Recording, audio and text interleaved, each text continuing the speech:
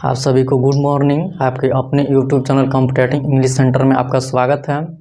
हमें उम्मीद है कि आप सभी अच्छे होंगे।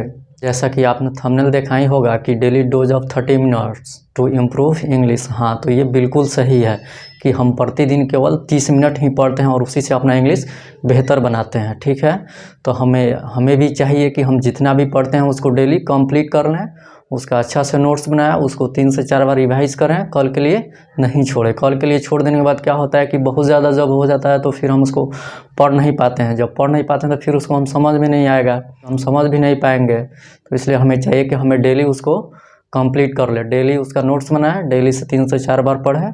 ठीक है, बिल्कुल समझ में आएगा।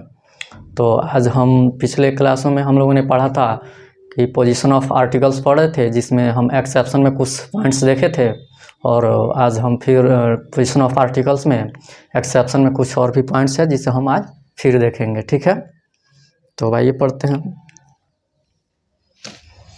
आज हम एक्सेप्शन में रूल नंबर कितना पढ़ेंगे? 10। ठीक है, कि रहा कि यदि किसी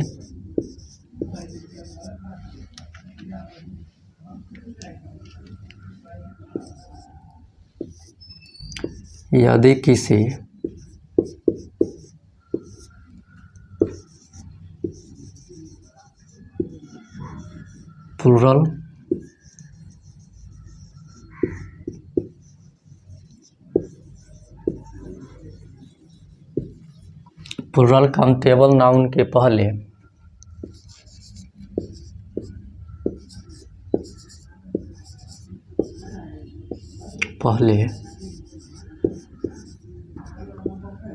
बोथ का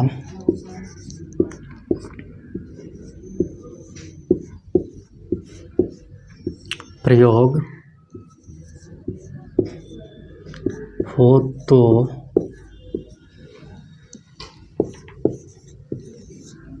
द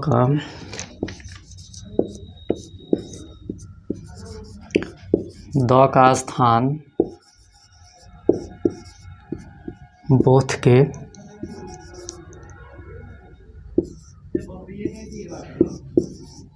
बाद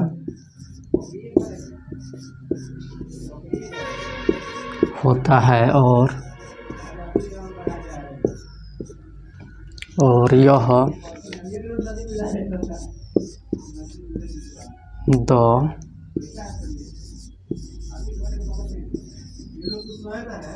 यह द ऑप्शनल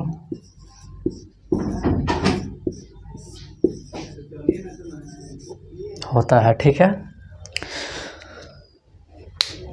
क्या है कि यदि किसी प्लूरल काउंटेबल नाउन के पहले, ठीक है, बोथ का प्रयोग हो तो द का स्थान बोथ के बाद होता है, और यह द ऑप्शनल होता है। ठीक है, कहने का अर्थ है कि जो द है, ठीक है, बोथ के बाद यूज होता है प्लूरल काउंटेबल नाउन के पहले। वहाँ पे आप द का प्रयोग कर भी सकते हैं और नहीं भी कर सकते हैं। ठीक है, कि यदि किसी प्लूरल काउंटेबल नाउन के पहले बोथ का प्रयोग हो तो द का स्थान बोथ के बाद होता है, और यह द ऑप्शनल होता है। ठीक है, किसी प्लूरल काउंटेबल नाउन के पहले अगर बोथ का प्रयोग हो तो जो द का स्थान होगा बोथ के बाद होगा। ठीक है, और यहाँ पे जो द होगा ऑप्शनल होगा। ठीक है, बोथ के बाद आप द का प्रयोग कर भी सकते हैं, द का प्रयोग नहीं भी कर सकते हैं। ठीक है, तो ये तो था ये लैंग्वेज। ठीक है, इसका शॉर्ट फॉर्म हम रूल देखते हैं। ठीक है, आपको ये ऐसे पढ़ना है कि जितने भी लैंग्वेज में लिखाए जाते हैं उसको 3 से 4 बार पढ़िए, फिर उसका शॉर्ट फॉर्म जो रूल होता है उसको पढ़िए, फिर एग्जाम्पल से उसको समझिए, बिल्कुल समझ में आएगा। कहीं से भी कोई कन्फ्यूज़न नहीं होना चाहिए। ठीक है,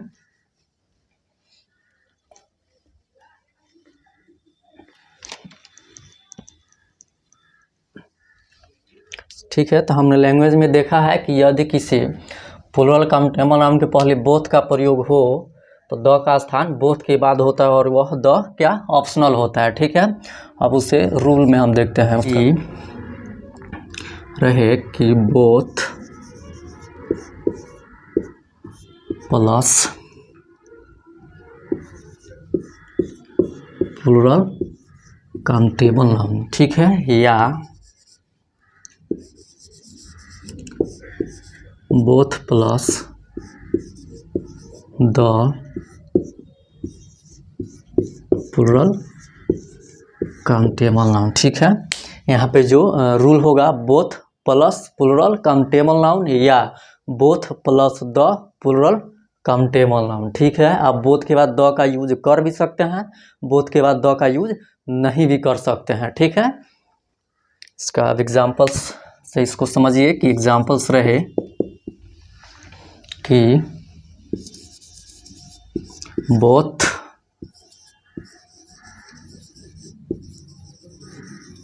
स्टूडेंट्स, क्या बोथ स्टूडेंट्स, ठीक है, या बोथ द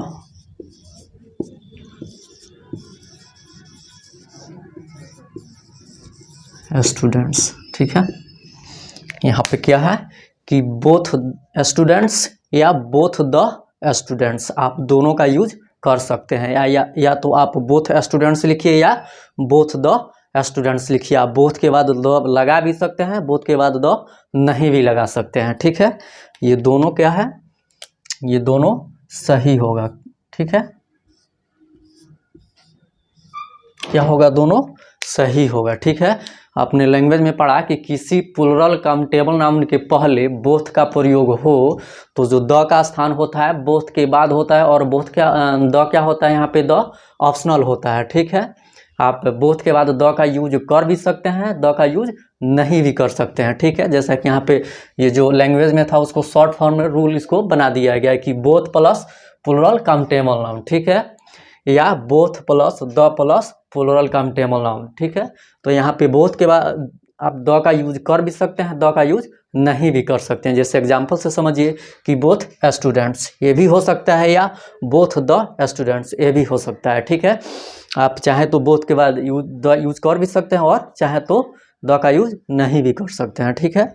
समझ लिए, कहीं भी कंफ्यूज नहीं होना है, ठीक है। सबसे पहले आप लैंग्वेज पढ़िए 3 से 4 बार, फिर उसका शॉर्ट फॉर्म जो रूल लिखाया जाता है उसको पढ़िए, फिर उसे एग्जाम्पल से समझने की कोशिश कीजिए, ठीक है, बिल्कुल समझ में आएगा, ठीक है।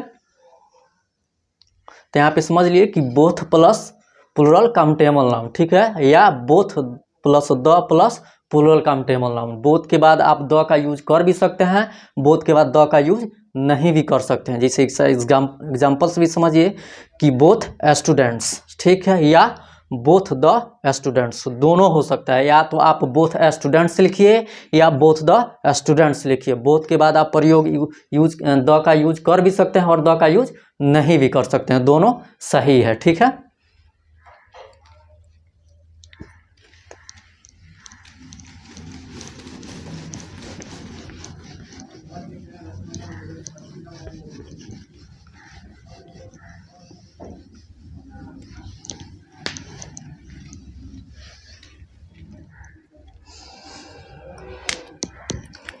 अब हम रूल नंबर 11 पढ़ेंगे, ठीक है।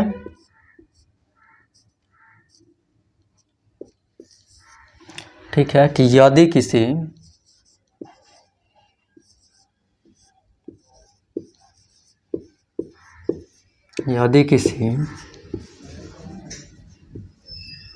प्लूरल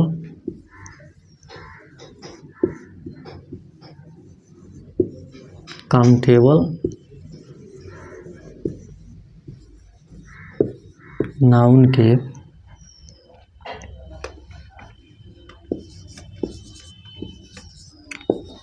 पहले एक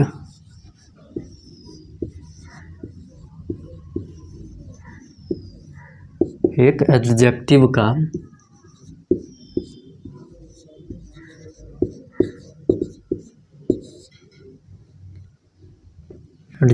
का प्रयोग हो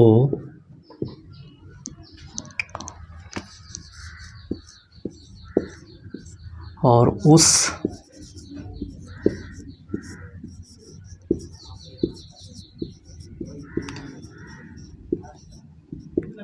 एडजेक्टिव के पहले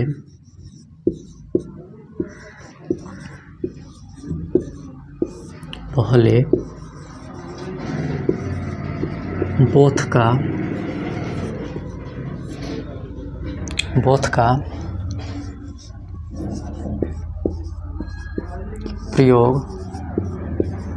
हो तो द का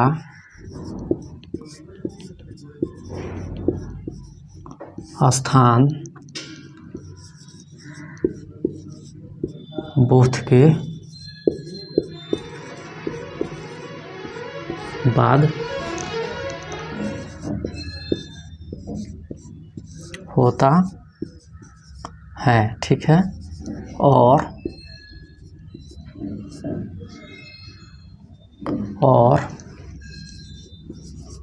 यह द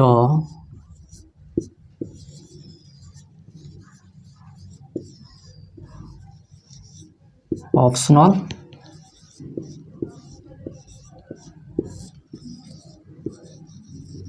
होता है। ठीक है, समझिए कि यदि किसी प्लुरल काउंटेबल नाउन के पहले एक एडजेक्टिव का प्रयोग हो और उस एडजेक्टिव के पहले बोथ का प्रयोग हो तो द का स्थान बोथ के बाद होता है और यह द ऑप्शनल होता है। ठीक है, यदि किसी प्लुरल काउंटेबल नाउन के पहले एक एडजेक्टिव का प्रयोग हो और उस एडजेक्टिव के पहले बोथ का प्रयोग हो तो द का स्थान बोथ के बाद होता है और यह ऑप्शनल होता है। ठीक है, कहने का मतलब है कि द का स्थान जो है बोथ के बाद होगा और यह द जो होगा ऑप्शनल होगा। आप बोथ के बाद द का यूज कर भी सकते हैं और बोथ के बाद द का यूज नहीं भी कर सकते हैं। ठीक है, बोथ के बाद क्या द का यूज कर भी सकते हैं, बोथ के बाद द का यूज नहीं भी कर सकते हैं। ठीक है, जैसा कि यहाँ पे लैंग्वेज में स्पष्ट लिखा हुआ है कि यदि किसी प्लुरल काउंटेबल नाउन के पहले एक एडजेक्टिव का प्रयोग हो और उस एडजेक्टिव के पहले बोथ का प्रयोग हो तो द का स्थान बोथ के बाद होता है और यह द ऑप्शनल होता है। ठीक है, समझ लिए कि किसी प्लुरल काउंटेबल नाउन के पहले अगर बोथ का प्रयोग होता है, ठीक है, और उस प्लुरल काउंटेबल नाउन के पहले एक एडजेक्टिव का प्रयोग हो और उस एडजेक्टिव के पहले बोथ का प्रयोग हो तो द का जो स्थान होता है बोथ के बाद होता है और यह द ऑप्शनल होता है। ठीक है, आप बोथ के बाद द का यूज कर भी सकते हैं, द का यूज नहीं भी कर सकते हैं। ठीक है, तो ये तो लैंग्वेज हो गया, इसे शॉर्ट फॉर्म रूल से समझिए। ठीक है,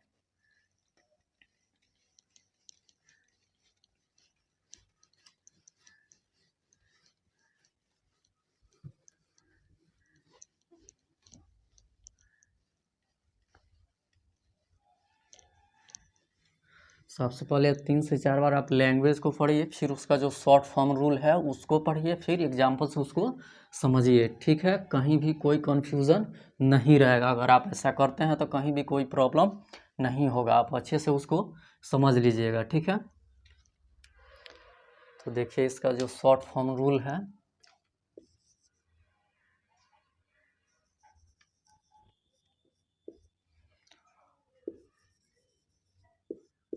both plus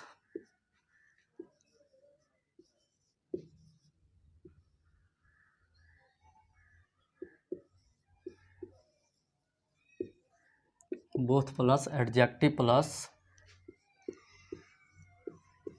plural countable noun. ठीक है, क्या both plus adjective plus plural countable noun या बोथ प्लस द प्लस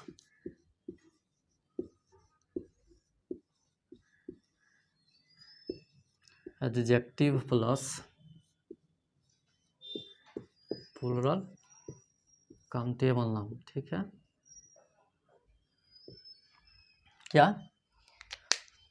कि both plus adjective plus plural countable noun या both plus the plus adjective plus plural countable noun. ठीक है, आपने language में क्या पढ़ा कि किसी प्लुरल काउंटेबल नाउन के पहले एक एडजेक्टिव का प्रयोग हो और उस एडजेक्टिव के पहले बोथ का प्रयोग हो तो द का स्थान बोथ के बाद होता है और यह ऑप्शनल होता है। ठीक है, यहाँ पे कहने का अर्थ ये है कि आप द का यूज जो है बोथ के बाद कीजिएगा और यह ऑप्शनल होगा। आप बोथ के बाद द का यूज कर भी सकते हैं और द का यूज नहीं भी कर सकते हैं। तो देखिए यहाँ पे लिखा हुआ है कि both plus adjective plus plural countable noun, यहाँ पे बोथ के बाद द का यूज नहीं हुआ है या ठीक है। और both plus the plus adjective plus plural countable noun, यहाँ पे बोथ के बाद द का प्रयोग हुआ है, ठीक है। तो ये ऑप्शनल है, यहाँ पे द जो है क्या है, ऑप्शनल है। आप बोथ के बाद द का यूज कर भी सकते हैं या द का यूज नहीं भी कर सकते, दोनों सही है, ठीक है। जैसे एग्जाम्पल से समझते हैं कि रहे बोथ गुड स्टूडेंट्स, क्या बोथ गुड स्टूडेंट्स, या रहे बोथ द गुड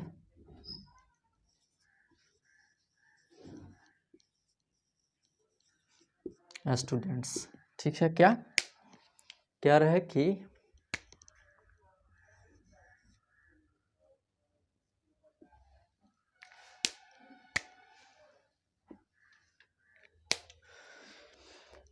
हम लोगों ने लैंग्वेज में क्या पढ़ा कि यदि किसी प्लूरल काउंटेबल नाउन के पहले, यदि किसी प्लूरल काउंटेबल नाउन के पहले एक एडजेक्टिव का प्रयोग हो और उस एडजेक्टिव के पहले बोथ का प्रयोग हो तो द का स्थान बोथ के बाद होता है और यह द ऑप्शनल होता है, ठीक है। तो इसमें देखिए बोथ के बाद द का यूज नहीं हुआ है, और इसमें देखिए कि both plus the plus adjective plus plural countable noun, इसमें बोथ के बाद द का प्रयोग हुआ है, ठीक है। इसका मतलब ये है यहाँ पे द जो है ऑप्शनल है, ठीक है। आप बोथ के बाद द का यूज कर भी सकते हैं, बोथ के बाद द का यूज नहीं भी कर सकते हैं, ठीक है। जैसे एग्जांपल से समझिए कि बोथ गुड स्टूडेंट्स, ठीक है। इसमें बोथ के बाद द का यूज नहीं हुआ है, इसमें है कि बोथ द गुड स्टूडेंट्स, इसमें बोथ के बाद द का यूज हुआ है, ठीक है। ये दोनों क्या है, सही है। आप ये दोनों तरीका जो है, मेथड जो है क्या है, सही है, क्या है, सही है।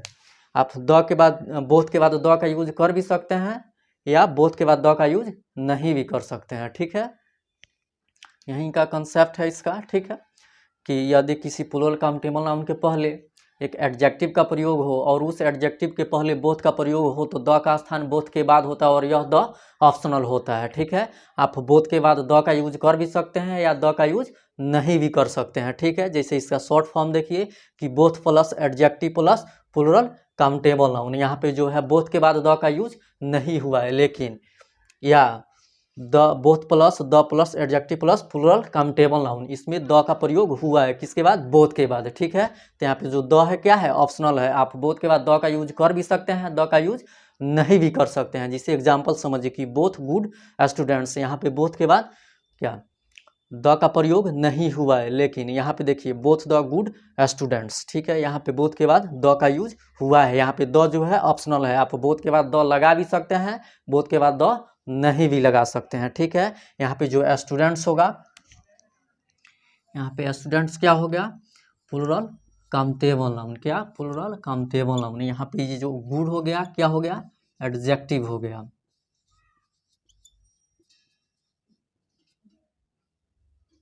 ठीक है। यहाँ पे गुड क्या हो गया, एडजेक्टिव हो गया, ये हो जाएगा आर्टिकल, ठीक है। बस समझ में आ गया। सबसे पहले आप लैंग्वेज में जो भी लिखाया जाता है उसको 3 से 4 बार पढ़िए, ठीक है, खूब अच्छा से उसको समझिए, ध्यान से पढ़िए। फिर जो उसका शॉर्ट फॉर्म रूल है उसको पढ़िए, ठीक है। फिर जो एग्जाम्पल्स यहाँ पे बताए जाते हैं उससे उसको समझने की कोशिश कीजिए। अगर आप ऐसा करते हैं तो आपको कहीं भी कन्फ्यूज़न नहीं होगा, ठीक है। आप बिल्कुल अच्छी तरह से उसको समझ जाएंगे, ठीक है। तो आज हम यहीं तक रहने देते हैं, फिर अगले क्लास में इससे हम आगे पढ़ेंगे, ठीक है। तो हम फिर एक बार कहेंगे कि जितना भी पढ़ाया जाता है हम कम इसीलिए पढ़ते हैं कि उसको हम डेली अच्छा से नोट्स बना लें, डेली 3 से 4 बार उसको पढ़ लें, ठीक है, जिससे कोई कन्फ्यूज़न न रहे, ठीक है। हमें कम ही पढ़ना है लेकिन उसको प्रतिदिन क्या कंप्लीट कर लेना है, पूरा कर लेना है, हम उसमें कोई भी कहीं कोई कन्फ्यूज़न नहीं होना चाहिए, इसलिए हम कम ही पढ़ते हैं। केवल नोट्स बनाने से नहीं होता है, जितना हम नोट्स बनाते हैं उसको हम 3 से 4 बार अच्छी तरह पढ़ ले, उसको बढ़िया से समझ ले तो ही ठीक है। न तो फिर क्या होता है कि बहुत ज़्यादा पढ़ लिए, उसका नोट्स बना लिए, और फिर वो जब समझ में नहीं आता फिर वो नोट्स किसी काम का नहीं है, ठीक है। तो हमें जितना ध्यान नोट्स बनाने में लगाना है उससे ज़्यादा ध्यान उसको समझने में लगाना है, ठीक है। नोट्स बनाने से ज़्यादा दिमाग में ज़्यादा रखना है, ठीक है। तो जिस दिन आप नोट्स बनाते हैं, जिस दिन पढ़ाया जाता है उस दिन आप नोट्स बनाइए, 3 से 4 बार उसको पढ़िए, लैंग्वेज में जो भी लिखाया जाता है उसको पढ़िए, फिर उसका जो शॉर्ट फॉर्म रूल जो लिखाया जाता है उसको पढ़िए, फिर उसे एग्जाम्पल से समझिए, ठीक है। फिर बिल्कुल समझ में आएगा, कोई आपको कोई कहीं पे कोई परेशानी नहीं होगा। और फिर भी आपको कोई परेशानी होता है तो कमेंट्स कीजिए, फिर उसको हम जो भी आपका प्रॉब्लम होगा उसको सॉल्व करने की कोशिश करेंगे, ठीक है। तो आज हम यहीं तक रहने देते हैं, फिर अगले क्लास में इससे हम आगे पढ़ेंगे। तब तक ये अगर वीडियो अच्छा लगे तो शेयर, सब्सक्राइब और लाइक कीजिए, ठीक है। और अपने दोस्तों को बताइए जिनका भी इंग्लिश ठीक नहीं है, इस प्लेटफॉर्म पे जुड़े, उनका इंग्लिश यहाँ से बिल्कुल ठीक होगा। उनका जो भी प्रॉब्लम होगा यहाँ से हम उसको सॉल्व करने की कोशिश करेंगे, ठीक है। तो आजकल यूट्यूब पे हवाबाजी तो बहुत होता है, लेकिन उसमें उसको वीडियो प्ले करके देखिएगा तो अंदर कंटेंट कुछ भी नहीं होता है, उसमें केवल यही कांस्टेंट वोवेल होता है, जिससे कुछ नहीं होने वाला है। कांस्टेंट वोवेल पढ़ने का हम लोग का जो अभी लेवल है वो नहीं है, ठीक है। अभी हम सेंटेंस को समझ के, ठीक है, उसको डिफिनिट या इंडिफिनिट करते हैं, ना कि कॉन्सोनेंट वोवेल से, ठीक है। तो आपको इस सब से बचना है, ठीक है। आप मुस्कुराते रहिए, पढ़ते रहिए। Okay, thanks.